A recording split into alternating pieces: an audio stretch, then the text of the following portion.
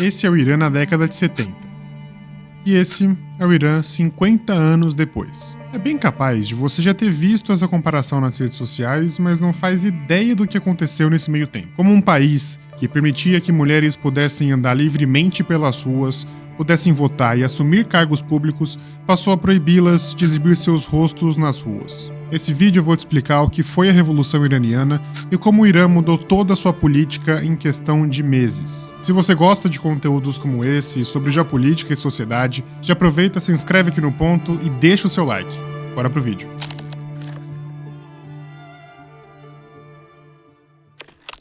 Antes de mais nada, eu vou te explicar como estava a situação do Irã na década de 70. O país era uma monarquia governada pelo Shah Mohammad Pahlavi. Shah é o título que os persas davam para os seus monarcas. Pahlavi era aliado dos Estados Unidos e juntos formavam uma aliança contra a União Soviética e os países árabes, num contexto de Guerra Fria. O petróleo sempre foi fundamental para o Irã. Foi graças à sua exploração que o país conseguiu promover reformas econômicas importantes. O país vivia uma espécie de milagre econômico. Tinha um crescimento rápido, projetos ambiciosos e grandes obras de infraestrutura. Mas esses benefícios eram muito limitados aos grandes centros. O interior sofria com uma população cada vez mais pobre e descontente com as políticas públicas que estavam sendo praticadas. Apesar de todo esse avanço econômico, o Shah estava se tornando um líder cada vez mais rigoroso. Ele era quase uma autoridade absoluta no país. O monarca passou a banir partidos de oposição e instaurou uma espécie de polícia secreta que reprimia opositores com censura, prisões e até tortura. Na capital, Teherã, as pessoas gozavam de suas liberdades individuais. Cinemas promoviam filmes americanos, as universidades formavam cada vez mais mulheres e os mais ricos faziam festas luxuosas. Era como se eles vivessem nos Estados Unidos dentro do Oriente Médio. Mas no campo a situação era bem diferente. As pessoas eram bem mais pobres e conservavam os costumes de uma sociedade islâmica, bem diferente dos primos da cidade grande. O cenário do Irã era de dois grupos muito fortes e muito diferentes. Grupos revolucionários passaram a ganhar força na década de 70. Estudantes, grupos socialistas e seguidores do Islã passaram a se unir para atuar contra o governo do Shah. Um dos líderes mais influentes foi o Ayatollah Khomeini, um líder xiita que desde 1964 estava exilado do país por se opor abertamente ao regime. Khomeini condenava as políticas laicas e capitalistas do Shah, acusando o monarca de governar o país sem levar a religião em consideração. Mesmo do exílio, o Ayatollah gravou sermões e mensagens em fita cassete para ser contrabandeadas e distribuídas clandestinamente no Irã para disseminar sua ideologia revolucionária. Assim, formou-se uma coalizão unida contra um inimigo em comum: conservadores religiosos descontentes com políticas progressistas e uma população rural cada vez mais pobre e marginalizada. Esse era o palco perfeito para uma revolução.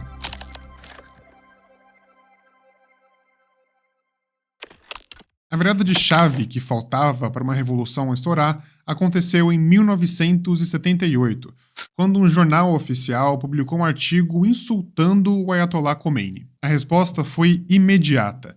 Estudantes de escolas religiosas saíram às ruas em protesto, seguidos por milhares de outros manifestantes, muitos deles jovens desempregados, imigrantes vindos do campo, frustrados com a falta de oportunidades. As manifestações cresceram e se espalharam por várias cidades. O Shah alternou entre prometer concessões e reprimir violentamente os manifestantes. Mas a repressão, ao invés de barrar as revoltas, só alimentaram elas. Cada vez mais as forças de segurança matavam manifestantes e novas ondas de protestos aconteciam uma após a outra. Os funerais desses manifestantes viraram atos políticos, que levavam a mais confronto e mais morte. É importante a gente observar que o islamismo sempre estava por trás de todos esses movimentos, ainda que a gente observasse grupos muito distintos participando dessas manifestações. A gente tinha tanto uma esquerda mais progressista quanto grupos religiosos bastante conservadores. E foi ao longo de 78 que tudo passou a sair do controle. Em setembro, o regime instaurou lei marcial e o exército abriu fogo contra multidões em Teherã. Mas isso não foi capaz de parar os manifestantes. Isso porque em outubro, os trabalhadores do setor de petróleo cruzaram os braços e iniciaram uma greve, secando a principal fonte de renda do governo. No final do ano, os protestos tomavam as ruas todos os dias. Ali já era nítido.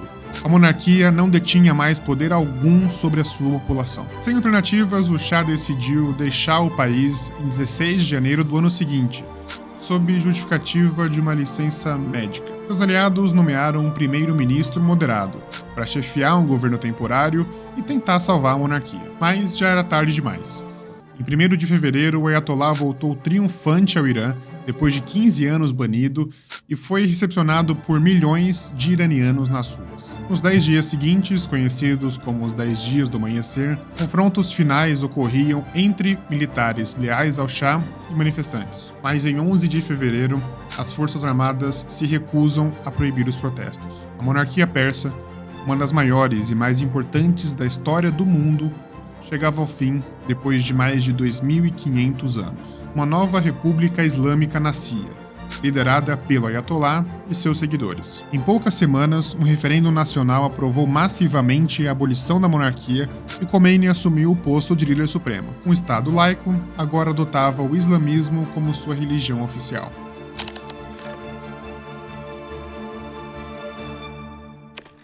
Se a primeira parte da revolução foi relativamente rápida, consolidar esse novo regime islâmico provocou mudanças profundas em toda a sociedade iraniana. Agora, o Ayatollah tinha a função de ser o líder supremo do Irã. Membros do antigo regime do Shah foram julgados e muitos foram exilados ou até executados. Na esfera social, quem mais sentiu as mudanças foram as mulheres. Quase todas as conquistas femininas foram revertidas. Um mês após a Revolução, o governo decretou a obrigatoriedade do hijab para as mulheres em espaços públicos, marcando o fim da liberdade de vestimenta. No ano seguinte, o hijab se torna obrigatório para funcionárias públicas. Em 1983, a vestimenta islâmica foi imposta a todas as iranianas, exigindo véu e roupas que cobrissem o corpo até pelo menos a altura das coxas. A chamada Polícia da Moral tinha a função de patrulhar as ruas e punir quem não se adequasse às regras. Violadoras dessas regras passaram a enfrentar penalidades, que iam de multas até prisão. Por outro lado, o Ayatollah decidiu manter o direito ao voto das mulheres, por entender que ele poderia usá-las para legitimar o novo regime. Mas esse controle sobre a vestimenta das mulheres foi só o aspecto mais visível das mudanças que o Irã estava sofrendo. Presta bem atenção porque eu vou te dar alguns exemplos das mudanças que transformaram os costumes e os direitos dos cidadãos no Irã depois da Revolução.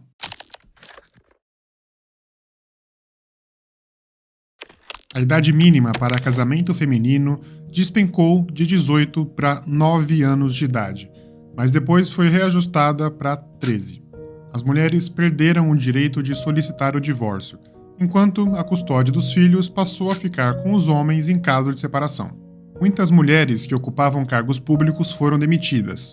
Todas as juízas perderam seus postos. As escolas e as universidades foram segregadas por gênero. A presença de mulheres foi proibida em certos espaços, como em eventos esportivos e em estádios. Elas também foram proibidas de andar de bicicleta em público. A lei prevê o apedrejamento de mulheres em caso de adultério. Lá existe a chamada compensação financeira, ou popularmente chamada de preço de sangue. Ou seja, se você mata alguém no Irã, a família da vítima recebe uma indenização do Estado. Mas se a vítima for uma mulher, a família recebe metade da indenização. O testemunho de uma mulher no tribunal também passou a valer menos do que o de um homem. Ou seja, a vida e a palavra de uma mulher de fato passaram a valer menos que a de um homem. Já no campo internacional, as mudanças também foram profundas. O Irã rompeu relações com os Estados Unidos e passou a adotar uma postura anti-Ocidente. O Ayatollah chegou a apelidar os Estados Unidos de Grande Satã. O país escolheu novas alianças como a Síria e o Líbano. Vale lembrar que o Irã apoiou e financiou grupos terroristas no Líbano, como o Hezbollah. Depois de tantas mudanças, como será que está o Irã hoje? Mesmo depois da morte de Khomeini em 89, a estrutura teocrática permaneceu intacta sob seu sucessor, o Ayatollah Ali Khamenei, que segue como líder supremo iraniano até hoje. O Irã continua sem espaço para uma oposição efetiva. Eleições ocorrem ocasionalmente para presidente e para o parlamento, mas todos os candidatos são filtrados pelo Ayatollah. Ou seja, não existe uma competitividade sólida. Só se elege quem o governo permite. Leia-se uma ditadura.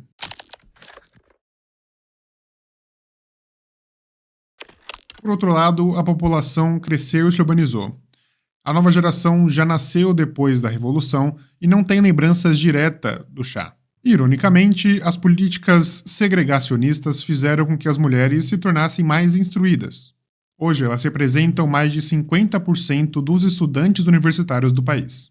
Esse avanço educacional e a exposição do público à informação via internet, por exemplo, criaram uma população mais consciente. Nas últimas décadas, a gente tem visto ondas de protesto pedindo por reformas e mais liberdade. Em 2022, a jovem Mahsa Amini foi executada pela polícia da moral por uso incorreto do véu, mostrando um pedaço de seu cabelo.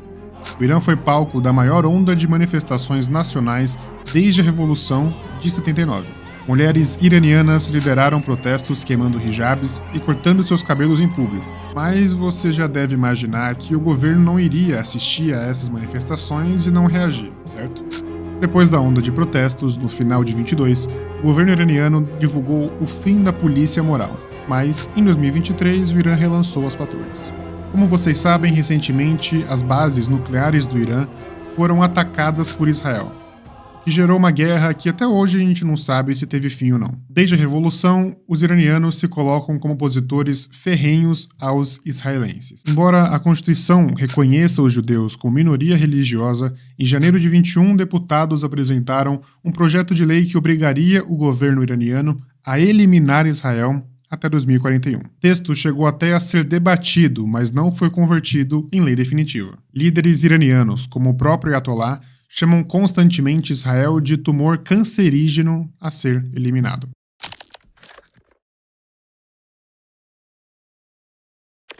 Como a gente viu, a Revolução Iraniana nasceu de um anseio social por mudanças, mas acabou ocasionando uma ruptura completa da sua estrutura. O Irã da década de 70 não é nem de longe o Irã que conhecemos hoje. O país se viu perdendo suas liberdades individuais, mas principalmente as mulheres.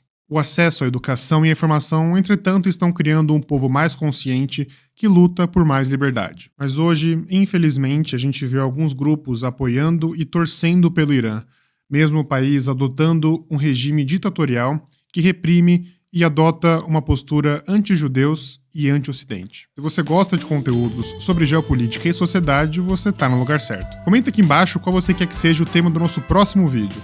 Eu te prometo trazer um conteúdo de muita qualidade, muita pesquisa e muito trabalho. Aproveita e dá uma olhada nos outros vídeos que a gente fez, como o do conflito entre a Índia e o Paquistão. Se inscreve no nosso canal e deixa o seu like. Isso nos ajuda a continuar te entregando conteúdos de qualidade como esse. Muito obrigado pela sua audiência.